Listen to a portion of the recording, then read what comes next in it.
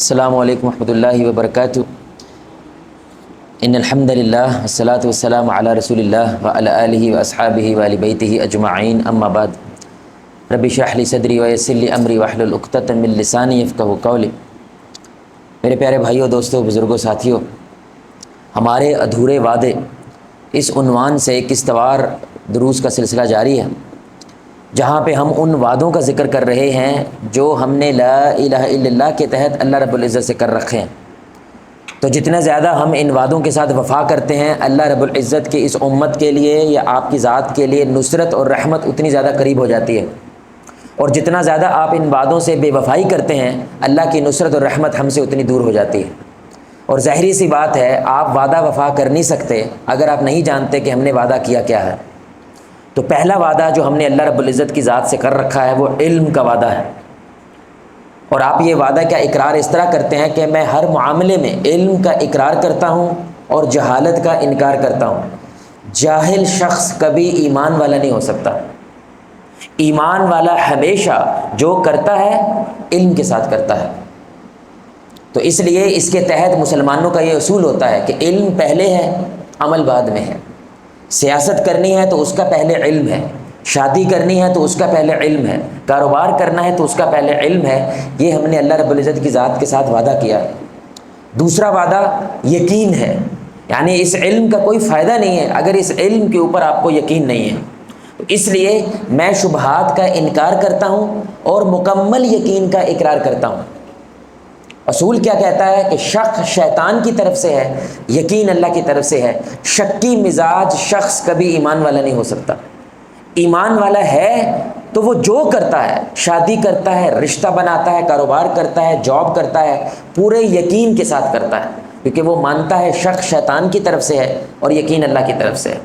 اور تیسرا وعدہ جو آج ہم نے انشاءاللہ دیکھنا ہے وہ قبول ہے، کہ مجھے اس دین کا ہر جز اس کو قبول کرنے کا اقرار کرتا ہوں اور دین کے کسی بھی جز کو رد کرنے کا انکار کرتا ہوں۔ یعنی مجھے یہ دین پورے کا پورا قبول ہے۔ ایسا نہیں کہ مسجد کے اندر میں کچھ اور ہوں گا، کاروبار کے اندر میں کچھ اور ہوں گا، نہیں، مسجد میں بھی جو دین کہتا ہے وہ بھی قبول ہے، اور جو کاروبار کے اندر دین کہتا ہے مجھے وہ بھی قبول ہے، جو شادی بیاہوں کے اندر دین کہتا ہے مجھے وہ بھی قبول ہے، جو رشتے نبھانے کے اندر مجھے دین کہتا ہے مجھے وہ بھی قبول ہے۔ یعنی مجھے یہ دین پورے کا پورا قبول ہے۔ اللہ اور اس کے رسول کی یاری مجھے ہر حال میں قبول ہے، پھر چاہے سکھ آئے چاہے دکھ آئے۔ یہ بڑی سننے کی بات ہے میرے بھائی، مجھے اللہ اور اس کے رسول کی یاری ہر حال میں قبول ہے، چاہے سکھ آئے چاہے دکھ آئے۔ یعنی جب ایک نوجوان داڑھی رکھتا ہے تو اللہ رب العزت اس سے کیا کہہ رہا ہے؟ قبول ہے۔ تیرے دوستوں نے تجھے چھوڑ دینا ہے داڑھی رکھنے کی وجہ سے، قبول ہے۔ ہو سکتا ہے تیرے دوست تجھے مولوی کر کے چڑھانے لگ جائیں، کیا تجھے قبول ہے؟ اے خاتون، تو پردہ کرنے جا رہی ہے لیکن بے پردہ تیری دوستوں نے تجھے چھوڑ دینا ہے، کیا تجھے قبول ہے؟ اے گوالے جو دودھ بیچ رہا ہے، تو نے خالص دودھ بیچنے کا اللہ سے وعدہ کیا ہے، اگر پانی نہیں ڈالے گا تو منافع تھوڑا آئے گا، منافع تھوڑا آئے گا تو خواہشیں تھوڑی پوری کرے گا، کیا تجھے قبول ہے؟ اس دین کے نام کے اوپر تمہیں شاید تلوار اٹھانی پڑے، اللہ کی راہ میں اپنی جان کا نذرانہ پیش کرنا پڑے، کیا قبول ہے؟ تو صحابہ نے یہ سوچ کے دین قبول کیا تھا میرے بھائی کہ ہمیں تپتی ہوئی ریت پہ لیٹنا پڑے گا، یہ سوچ کے قبول کیا تھا کہ پیٹ پہ پتھر باندھنے پڑیں گے، یہ سوچ کے قبول کیا تھا کہ ہمیں گھر سے بے گھر ہونا پڑے گا۔ انہوں نے یہ سوچ کے قبول کیا تھا، اس لیے وہ ٹک گئے، اس لیے اللہ رب العزت نے بھی پھر ان کے ساتھ اپنے وعدے کو وفا کیا۔ یہ بڑی اہم نکتہ ہے میرے بھائی، ہمارے معاشرے کے اندر نہ تو ہم پوری ہاں کرتے ہیں نہ ہم پوری نہ کرتے ہیں۔ یہ اللہ رب العزت نے قرآن میں کہا ہے بربادی کا نسخہ ہوتا ہے، یا تو میرے بھائی آپ سارے اندر ہیں یا آپ سارے باہر ہیں، یہ درمیان میں رہنے والا شخص دنیا میں بھی برباد ہوتا ہے، آخرت میں بھی برباد ہوتا ہے۔ یہ قرآن ہے، سورہ البقرہ ہے، اس کی آیہ نمبر 85 ہے۔ اللہ کہتے ہیں فَتُؤْمِنُونَ بِبَعْضِ الْكِتَابِ وَتَكْفُرُونَ بِبَعْضٍ، کہ کیا تم کتاب کے، قرآن کے، قانون کے کچھ حصے کو مانتے ہو اور کچھ حصے کا انکار کر دیتے ہو۔ اللہ کہتے ہیں کہ ایسے لوگوں کے ساتھ اور کیا ہو کہ دنیا میں بھی اللہ ان کو ذلیل کرے اور آخرت میں بھی ذلیل کر دے۔ یہ بہت اہم نکتہ ہے میرے بھائی، آپ اس ملک کا، ہمارے پاکستان کے طور پہ بھی اس آیت کو دیکھیں اور ہماری انفرادی زندگی کے طور پہ بھی اس آیت کو دیکھیں۔ ملک کے لیول پہ دیکھیں ابھی تک اس ملک میں یہ صحیح طرح فیصلہ نہیں ہو پا رہا کہ مذہب کی بنیاد پہ دنیا چلانی ہے، یہ ملک چلانا ہے، یہ سیکولرزم کی بنیاد پہ ملک چلانا ہے، یہ فوج نے ملک چلانا ہے، یہ عدلیہ نے ملک چلانا ہے، یہ کس نے چلانا ہے، کس نظام کے تحت یہ ملک چلے گا، نہیں فیصلہ ہو رہا۔ اللہ کہہ رہے دنیا بھی برباد ہوتی ہے، آخرت بھی ہوتی ہے۔ یعنی یا تو تم پورے کا پورا ایک حصے کو قبول کر لیتے ہو اور اس کے مطابق فیصلے کرنے لگ جاتے ہو، یا تم قبول نہیں کرتے ہو۔ لٹکنے والے لوگ اللہ قرآن میں کہہ رہا ہے وہ دنیا میں بھی برباد ہیں، آخرت میں برباد ہیں۔ میں آپ کو چھوٹی سی مثال دے رہا ہوں میرے بھائی، جیسے ہی ملک بنا، یہ ہمارے لوگوں کو نہیں پتا، جیسے ہی ملک بنا تو زبان کا رولا پڑ گیا کہ بھائی اس ملک کی کون سی زبان قومی ہوگی، تو بنگالیوں نے کہا ہم زیادہ ہیں تو ہماری ہونی چاہیے، تو ادھر والے لوگوں نے کہا کہ اردو وہ ہونی چاہیے۔ اگر یہ ملک اسلامی جمہوریہ پاکستان، پاکستان کا مطلب کیا لا الہ الا اللہ پہ بنا ہوتا نا، عربی رکھ لو بھائی، کیا خیال ہے، نہ اردو رکھو، نہ بولے بھائی نہ بنگالی رکھو، کون سی زبان، اور ساروں نے ماننا تھا کیونکہ انہوں نے نعرہ کیا لگایا تھا، پاکستان کا مطلب کیا، لا الہ الا اللہ۔ تو اگر اس ملک نے اسلام کے قانون کے مطابق چلنا ہے تو اسلام کی زبان کیا ہے میرے بھائی، بولے بھائی عربی زبان ہے۔ تو اگر اس وقت ہماری عدالتوں میں انگریزی چل رہی ہے، اگر ہماری ہر جگہ پہ انگریزی چل رہی ہے، اگر ہمارے لوگوں نے انگریزی سیکھ لی ہے تو میرے بھائی وہ عربی بھی سیکھ سکتے تھے، لیکن چونکہ صحیح طرح فیصلہ نہیں ہے، کیونکہ اسلام کو مکمل طور پہ قانون کے حوالے سے قبول نہیں کیا ہے، تو آپ دیکھ لیں میرے بھائی ہمارا ملک کا آدھا ٹکڑا کیا ہو گیا، ہم سے جدا ہو گیا۔ اللہ یہ قرآن میں کہہ رہا ہے دنیا بھی تباہ ہوتی ہے، آخرت بھی تباہ ہوتی ہے۔ اور اگر آپ انفرادی طور پہ لیں، آپ نے میرے بھائی جاب کرنی ہے، یا تو اس جاب کرتے ہوئے آپ کو سارے کے سارے قوانین کو قبول کرنا ہے، یا بولے بھائی انکار کرنا ہے۔ ادھے آپ نے قبول کیے ہوئے، ادھوں کا انکار کیا ہوا ہے، جو مرضی کر لو، آپ اللہ کو بے شک نہ بھی مانو، یہ صحیح طرح سے نوکری بولے بھائی یہ نہیں کر پائے گا، یہ کمٹمنٹ کے ساتھ، پورے یقین کے ساتھ، ایمانداری سے کام کر ہی نہیں پائے گا، کیونکہ یہ فیصلے ہی نہیں کر پاتا مجھے کمٹمنٹ کیوں کرنی ہے، کیونکہ اس نے آدھی چیزوں کو قبول کیا، آدھی کا انکار کر دیا۔ آپ کسی جماعت میں شامل ہوتے ہیں، مسجد کی انتظامیہ میں شامل ہوتے ہیں، آپ کو کسی ذات سے اختلاف ہو سکتا ہے، لیکن اس کام کے اوپر آپ جمع ہوئے میرے بھائی، آپ نے اس کام کو مکمل طور پہ قبول کرنا ہے یا اس کا انکار کرنا ہے۔ یہ درمیان والا بندہ، اندر سے اس نے نہ کی ہوتی ہے، اوپر سے اس نے ہاں کی ہوتی ہے، میرے بھائی اس کی دنیا بھی برباد ہوتی ہے، آخرت بھی برباد ہوتی ہے، یہ اللہ قرآن میں کہہ رہے ہیں۔ اور یہ بڑا اہم نقطہ ہے میرے بھائی، واللہ العظیم جب سے یہ نقطہ مجھے سمجھ آیا، زندگی کے بہت سارے مسائل آپ کے حل ہو جاتے ہیں۔ دیکھیں صحیح طرح سے انسان قبول کیوں نہیں کر پاتا، آپ شادی کی مثال لیں، جب انسان شادی کرتا ہے تو آپ کیا کہتے ہیں میرے بھائی، جب آپ کے امام یا جو بھی ماشاءاللہ نکاح کروانے کے لیے آئے ہیں وہ کیا کہتے ہیں، بھائی ان شرائط کے اوپر کیا آپ کو یہ بڈھی قبول ہے، تو آپ کیا کہتے ہیں، بولے بھائی آپ کیا کہتے ہیں، قبول ہے۔ اور ادھر سے لڑکی کیا کہتی ہے، اس کا یہ مطلب نہیں ہوتا جب تک یہ چنگا چنگا ہے تو قبول ہے، جیسے اس نے غلطی کی اٹھا کے گھر بھیج دوں گا، ایسا تو نہیں ہے۔ جیسے یہ بیمار پڑی ہے آپ کی بیٹی ہے، جب تک یہ صحت مند ہے یہ میری بہو ہے یا یہ ہمارے خاندان کی بہو ہے، نہیں میرے بھائی، آپ کو یہ عورت پوری کی پوری کیا ہے، چاہے سکھ آئے چاہے دکھ آئے، چاہے پریشانی آئے چاہے جو ہو جائے، آپ کو یہ عورت قبول ہے، اور عورت کہتے ہیں مجھے یہ مرد قبول ہے۔ ایسے ہی میرے بھائی دین کی بات ہے، ایسا نہیں ہوتا ہے کہ میٹھا میٹھا ہپ ہپ تے کوڑا کوڑا تھو تھو، جہاں تک آسانی ہوگی تو کر لیں گے، جتنے آسانی نہ ہوئی تو میرے بھائی ہم سے اس دین کی اتباع نہیں ہوتی۔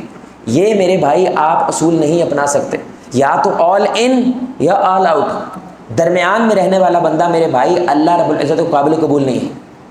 اب دھیان سے سنیے گا، ہم کبھی بھی کسی چیز کو مکمل طور پہ قبول کیوں نہیں کر پاتے، کیونکہ راستے میں کوئی مشکل آ جاتی ہے، راستے میں کوئی رکاوٹ آ جاتی ہے، اور اس کو یہ لگتا ہے اس مشکل کی وجہ سے میں نے یہ حق راستہ چھوڑنا ہے، میں نے یہ خیر کا راستہ چھوڑنا ہے۔ یہ وہ بھول جاتا ہے کہ اور تو کوئی بھی راستہ اختیار کر لے، کیا اس میں مشکل نہیں آئے گی، بولے بھائی نہیں آئے گی، کیا اس میں پریشانی نہیں آئے گی۔ یہ ہے نقطہ میرے بھائی، بڑا سمجھنے والا نقطہ ہے۔ دنیا کی بنیاد کے اندر اللہ نے کھجل خرابی رکھی ہے، کھجل تو آپ نے ہونا ہے، چاہے ولی بنو چاہے مجرم بن جاؤ، چاہے بدمعاش بنو چاہے شریف بنو، کھجل خرابی اس دنیا کی بنیاد ہے۔ میرے نبی صلی اللہ علیہ وسلم کے دانت شہید ہو رہے ہیں، دوسری طرف کافر بھی میرے بھائی قتل ہو رہے ہیں۔ ادھر ہمارے نبی صلی اللہ علیہ وسلم حق کے لیے پلاننگ کر رہے ہیں، وہ باطل کے لیے بھی پلاننگ کر رہے ہیں۔ ادھر رسول اللہ صلی اللہ علیہ وسلم کو فکر کی وجہ سے نیند نہیں آ رہی ہے، نیند ان کو بھی نہیں آ رہی ہے۔ ادھر موسیٰ علیہ السلام میرے بھائی پریشان ہو کے خراب ہو کے ایک علاقے سے نکل کے ہجرت کر رہے ہیں، دوسری طرف فرعون کو بھی رات کو نیند نہیں آ رہی کہ ایک بچے کے بارے میں پیشن گوئی ہوئی تھی جو میری پوری کی پوری حکومت کو گرا دے گا، نیند اس کو بھی نہیں آ رہی۔ تو یہ شیطان کا بھلیکھا ہے میرے بھائی کہ آپ کو کوئی ایسا راستے کا انتخاب کر رہے ہیں دین چھوڑ کے، حق راستہ چھوڑ کے، جہاں پہ خجل خرابی نہیں ہے۔ خجل تو آپ نے ہونا ہے، امتحان صرف اس طرح ہے کہ تم نے کس مقصد کے لیے خجل ہونا ہے۔ امتحان صرف اتنا ہے کس کے لیے خجل ہونے کے لیے تم تیار ہو۔ تو اسلام کہتا ہے اللہ کے لیے ہو لو۔ صحابہ نے یہ قبول کر لیا تھا، گھر سے بھی گھر تو ہم ہوں گے، لیکن ابو جہل کے لیے نہیں ہوں گے، رسول اللہ کے لیے ہوں گے۔ انہوں نے یہ قبول کر لیا تھا، غریبی امیری اللہ تعالیٰ کی طرف سے ہے، لیکن یہ غریبی ہم قبول کریں گے اللہ کے لیے کریں گے، اس دنیا کے لیے نہیں کریں گے۔ ان کو پتا تھا تپتی ریت پہ لیٹیں گے، لیکن یہ تپتی ریت پہ لیٹنا اللہ کے لیے قبول کریں گے، دنیا کے لیے قبول نہیں کریں گے۔ تو آپ نے خجل ہونا۔ جب کوئی نوجوان مجھے کہتا ہے نا جواد بھائی نماز نہیں پڑھی جاتی، میں نے کہا بھائی کیوں؟ مشکل بڑی ہے، یعنی فجر ٹائم اٹھنا مشکل بڑا ہے، یا ظہر ٹائم گرمی بڑی ہوتی ہے۔ اب دھیان سے سنیے گا بھائی، یہ مشکل ہے، کیا اسکول جانا آسان ہے؟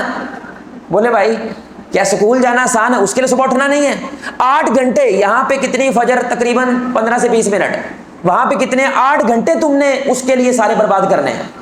اس کو لگتا ہے جب دین کی بات کرے نا تو یہ مشکلوں کے اندر آ جاتا ہے، جب دنیا کی بات آئے تو اس کو کیا لگتا ہے یہاں پہ وہ مشکل نہیں ہے۔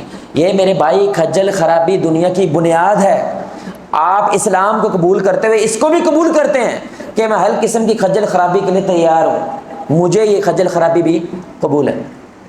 تو اصل میں میرے بھائی اس اصول کے تحت اللہ رب العزت ہمیں صرف ایک نقطہ سکھانا چاہ رہے ہیں، وہ ہے فیصلہ کرو تو ڈٹ جاؤ۔ فیصلہ سازی کی قوت میرے بھائی ہمیں نبی صلی اللہ علیہ وسلم بھی سکھاتے ہیں، اور اللہ رب العزت بھی ہمیں اس اصول کے تحت سکھانا چاہتے ہیں کہ اصل میں انسان فیصلہ کرنے کے اندر کوتاہی کرتا ہے کیونکہ اس کے نتائج بھگتنا وہ اس کی ذمہ داری ہوتی ہے۔ اس لیے ہمارے بچے جو آج کے نوجوان ہیں، ماں کے لاڈلے پیدا ہو رہے ہیں سارے، ان کے جوتے تک کا فیصلہ اس کی اماں کرتی ہے، یہ نہیں فیصلہ کرتا مجھے کون سا جوتا خریدنا ہے۔ اس کے سکول کا فیصلہ، اس کی دنیا کی ہر چیز کا فیصلہ کون کرتا ہے؟ اس کے ماں باپ کرتے ہیں۔ یہ نہیں لیتا کوئی فیصلہ۔ کیوں نہیں لیتا میرے بھائی؟ ڈرتا ہے۔ اور جب کوئی دوسرا فیصلہ لیتا ہے یہ اپنے آپ کو سیکیور محسوس کرتا ہے۔ اگر خراب ہو گیا میں کہوں گا تسی کیا سی، اگر صحیح ہو گیا تو الحمدللہ میں نے بڑا کمال تیر مارا ہے۔ اس لیے فیصلہ جو کرنے والا شخص ہوتا ہے پریشر اس کے اوپر ہوتا ہے کیونکہ اس نے پھر نتائج بھگتنے ہیں۔ اگر اچھا نکلا رزلٹ تو الحمدللہ، لیکن برا بھی نکلا تو پھر بھی الحمدللہ۔ میں فصل کے اوپر محنت کروں گا، اچھی نکلی الحمدللہ، نہ نکلی پھر بھی مجھے قبول ہے۔ ہم کیا کہتے ہیں؟ کوڑا کوڑا تھو تھو اور میٹھا میٹھا ہپ ہپ۔ یہ دین میرے بھائی ہمیں نہیں سکھاتا۔ تو اصل میں جس کو فیصلہ سازی کی قوت کا پتہ چل جاتا ہے میرے بھائی، اس پہ دنیا بھی اعتماد کرتی ہے، کاروباری طبقہ بھی اعتماد کرتا ہے، جہاں پہ نوکری کرتا ہے وہ بھی اس پہ اعتماد کرتا ہے، کیونکہ وہ جانتا ہے یہ جو فیصلہ کر لیتا ہے اس پہ ڈٹ جاتا ہے۔ جو بندہ پیر پہ پھر جائے میرے بھائی، یہاں پہ جملہ کچھ اور بولے اور باہر جا کے پھر جائے، تھوڑی سی مشکل ہے پھر جائے، بتی چلے جائے، گرمی لگنے لگ جائے تو وہ پھر جائے، تھوڑی سردی لگنے لگ جائے پھر جائے، میرے بھائی نہ اللہ اس پہ بھروسہ کرتا ہے نہ دنیا اس پہ بھروسہ کرتی ہے۔ آپ کو فیصلہ کرنا ہے تو پھر ڈٹ جانا ہے۔ تو آخر میں میرے بھائی حل، یعنی آپ کیسے مکمل طور پہ کسی بھی شے کو قبول کر سکتے ہیں، اس کے لیے آپ کو فیصلہ سازی کی قوت آنی چاہیے، اور وہ قوت اس کے لیے 5 علماء نے طریقے بیان کیے ہیں۔ سب سے پہلا طریقہ میرے بھائی بنیادی سا اصول ہے۔ آپ دیکھیں، آپ جو کام میں جا رہے ہیں، کس کاروبار میں جا رہے ہیں، کسی کام میں جانے لگے ہیں، وہ اللہ اور اس کے رسول کے خلاف ہے یا اللہ اور اس کے رسول کے ساتھ ہے؟ اگر اللہ اور اس کے رسول اس فیصلے پہ راضی ہیں، یہ بڑی اہم نقطہ ہے، تو آپ کے اس فیصلے کے ساتھ اللہ اور اس کا رسول کھڑا ہے، یہ چھوٹی بات نہیں ہے۔ اور اگر اللہ اور اس کے رسول کے خلاف ہے یہ بات تو جان لو، چلے جاؤ، کام کر لو اپنا، لیکن اللہ اور اس کے رسول تمہارے خلاف کھڑے ہیں۔ تو اگر ذرہ بھی ایمان انسان کے اندر ہو اور اس بنیاد کے اوپر وہ فیصلہ کرتا ہے تو میرے بھائی لازماً اس کو معلوم ہوتا ہے کہ میں نے کس راستے جانا ہے اور کس راستے نہیں جانا ہے۔ تو پہلی بات تو یہ ہے۔ دوسری بات میرے بھائی، تھوڑی سی عقل استعمال کریں۔ اس لیے علماء کہتے ہیں جب تم خوش ہو، جب تم دکھی ہو اور جب تم غصے میں ہو فیصلہ نہیں کرنا۔ جب تم خوش ہوتے ہو جذبات بڑے اوپر گئے ہوتے ہیں، انسان پتہ نہیں کیا کیا بڑھ کے مار دیتا ہے۔ جب تم دکھی ہوتے ہو جذبات بڑے ٹھنڈے پڑے ہوتے ہیں، انسان پتہ نہیں کیا مایوسی کے اندر بول جاتا ہے۔ اور جب تم غصے میں ہوتے ہو تم کو پتہ بھی نہیں چلتا کہ تم کیا بول گئے ہو۔ عقل کا تھوڑا سا استعمال کرنا ہے اس فیصلے کے اندر۔ کبھی کبھی حلال حرام کا مسئلہ ہوتا ہی نہیں ہے، مسئلہ ہوتا ہے منڈے کو ایسے کولے پانا کہ ایسے کولے پانا، مسئلہ ہوتا ہے کہ اب اس کو میں گلے لگانا ہے یا اب اس کو سزا دینی ہے۔ کبھی کبھی میرے بھائی ایسے مسئلے ہوتے ہیں جن کو صرف عمل میں لانا آپ کے لیے مشکل ہو رہا ہے اور فیصلہ کرنا مشکل ہو رہا ہے۔ آپ کی بیٹی نے آپ کو آ کے بتا دیا میں نے فلاں جگہ بیاہ کرنا، نہیں تو میں نے نہیں کرنا ہے۔ اب یہاں پہ آپ کیا فیصلہ کریں گے؟ آپ بیٹی کی خواہش کے ساتھ جائیں گے یا اس کے خلاف جائیں گے؟ اس طرح کے معاملات کے اندر آپ کو کیا دیکھنا چاہیے؟ تھوڑی سی عقل کا استعمال کریں۔ کہ خیر زیادہ ہے یا شر زیادہ ہے. اگر خیر زیادہ ہے اللہ پہ توکل کریں، آگے بڑھ جائیں. اگر شر زیادہ ہے تو میرے بھائی آپ اس معاملے سے پیچھے ہٹ جائیں. یہ دوسری بات ہے. تیسری بات میرے بھائی، رسول اللہ صلی اللہ علیہ وسلم جو فیصلہ کرنے سے پہلے ان کی سنت ہے مشاورت کریں. دیکھیں ایک عقل سوچے اور ایک ہی مسئلے کے اوپر 10 عقلیں سوچیں تو ظاہر سی بات ہے جب 10 سوچیں گی تو فیصلہ کرنا آسان ہو جائے گا. تو آپ کیا کریں، آپ کے اس معاملے کے بارے میں جو ماشاءاللہ مستند لوگ ہیں، علم والے ہیں، آپ ان سے مشورہ کریں. دیکھیں عالم بندہ آپ کو کاروبار کے بارے میں مشورہ نہیں دے سکتا. وہ یہ بتا سکتا ہے یہ کاروبار صحیح ہے یا غلط ہے، لیکن کاروبار کرنا چاہیے یا نہیں، میرے بھائی یہ کسی کاروباری بندے کے ساتھ جا کے مشورہ کرو. اس لیے قرآن کہتا ہے وَشَاوِرْهُمْ فِي الْأَمْرِ، اے نبی آپ مشاورت کریں. فَإِذَا عَزَمْتَ فَتَوَكَّلْ عَلَى اللَّهِ، پھر جب عزم کر لیں، فیصلہ کر لیں، پھر اللہ پہ توکل کریں. یعنی تیسرا اصول کیا ہے میرے بھائی، آپ مشاورت کریں. مشاورت کرنے کی وجہ سے آپ کو فیصلہ کرنے میں آسانی پیش آتی ہے. اور مشورہ کون نہیں کرتا؟ جس کے اندر تکبر ہوتا ہے. یاد رکھیں، جس کے اندر عاجزی ہوتی ہے وہ بہت زیادہ مشورہ کرتا ہے. جس کے اندر تکبر ہوتا ہے وہ اپنے آپ کو ترم خاں سمجھتا ہے، اس لیے کسی سے مشورہ نہیں کرتا، کسی کے سامنے بات نہیں رکھتا. یہ بہانہ بناتا ہے اپنے ساڈے ٹھڈ تو کپڑا چکیا جائے گا، لوگوں کو پتہ چل جائے گا. حالانکہ میرے بھائی اس کو پتہ ہے مشورہ نہ کیا تو ویسے بھی بربادی ہو رہی ہے. اچھا ہے نا میرے بھائی، کسی سے مشورہ کر لیں، ہو سکتا ہے بربادی سے بچ جائیں.